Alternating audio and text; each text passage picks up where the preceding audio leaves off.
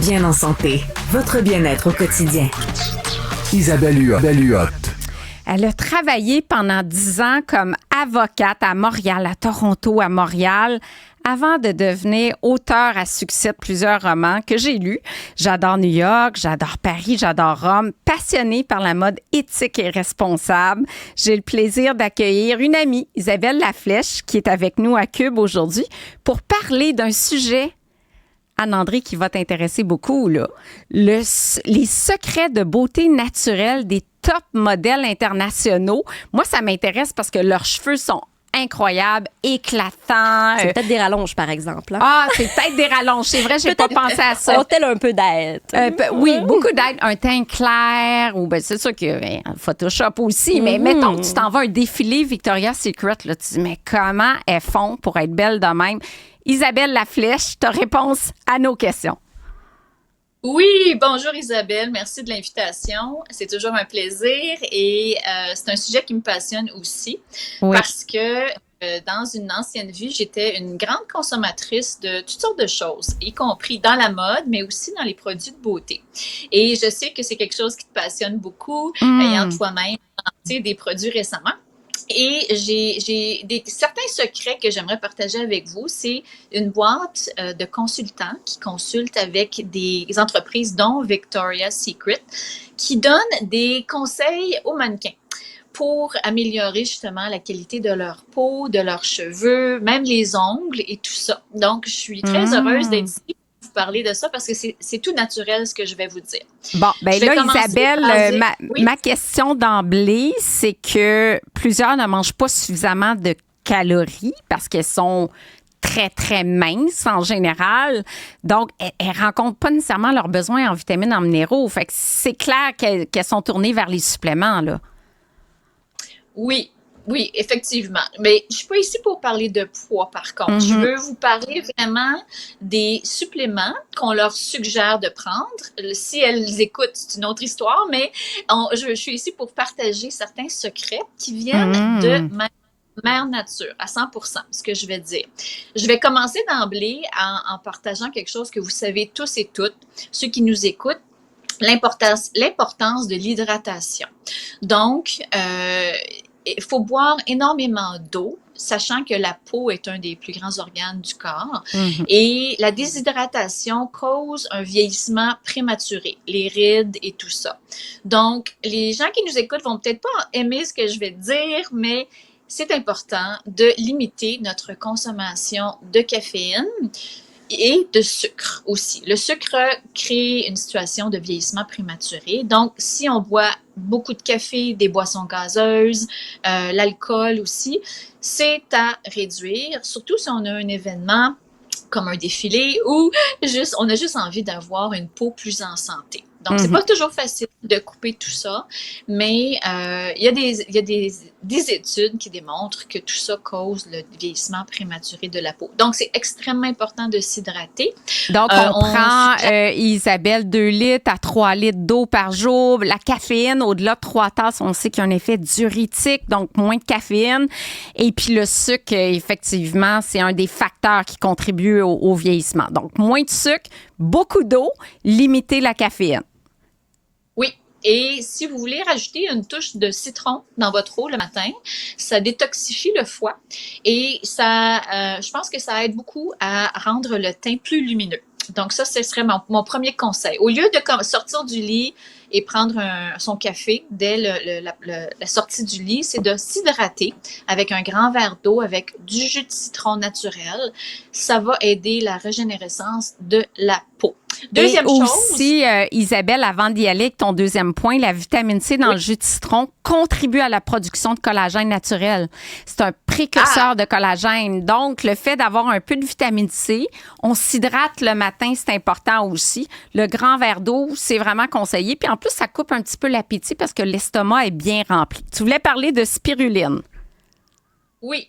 Donc, il y a deux poudres magiques dont je voudrais vous parler. En fait, la première, c'est la poudre de moringa. Je vais commencer avec celle-là.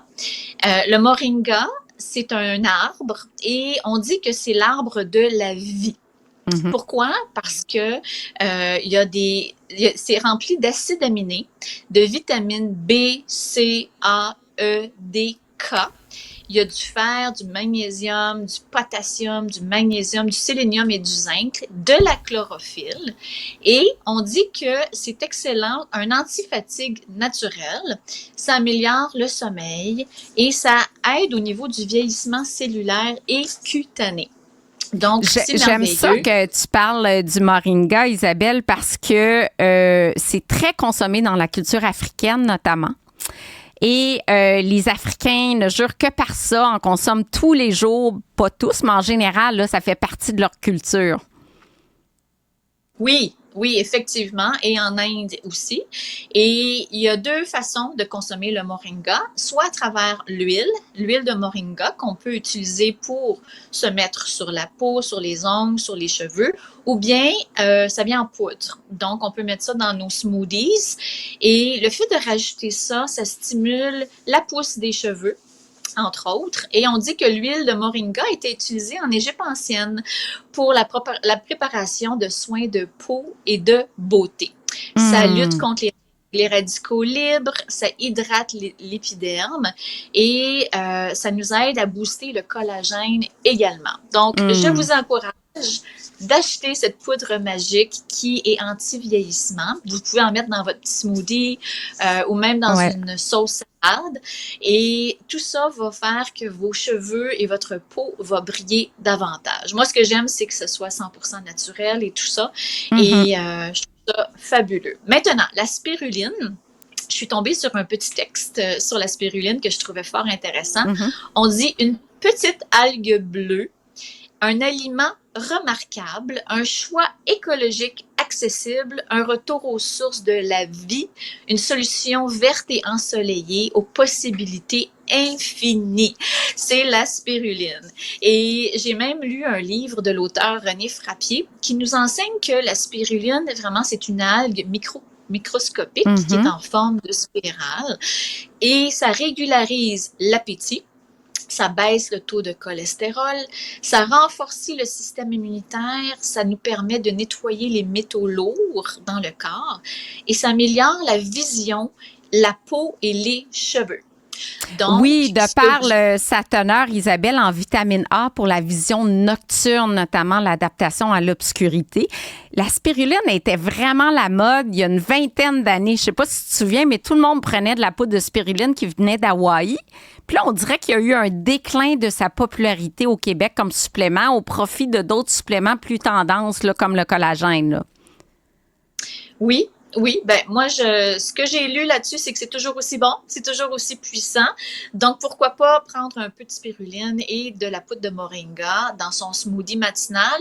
Ça aide aussi à couper dans la caféine. Donc, pour se donner un petit boost d'énergie, alterner entre un café et un smoothie avec ces deux propriétés-là, ça va aider les cheveux, les ongles et la peau à briller. Tu voulais nous parler de l'huile de ricin. Il nous reste à peu près 2 minutes. OK. L'huile de ricin, c'est une huile dense qui a des vertus étonnantes et qui est apparemment, Cléopâtre utilisait ça comme démaquillant. Donc, elle est idéale pour hydrater la peau, adoucir et réparer les effets du soleil. Elle fortifie les ongles et vous pouvez même éclaircir vos ongles en utilisant l'huile de ricin avec quelques gouttes d'huile essentielle de citron.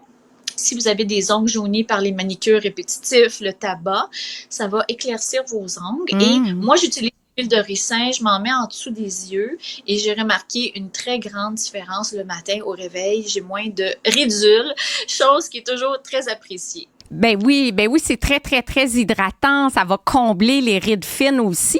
J'en ai mis, moi, dans mes baumes à lèvres de l'huile de ricin de par ses propriétés ultra hydratantes, mais longue durée. Puis, tu vois, c'est quelque chose que je connaissais pas, cette huile-là qui vient d'une plante avec des petits fruits rouges. C'est vraiment intéressant comme propriété. Puis, en terminant, tu voulais parler des avocats.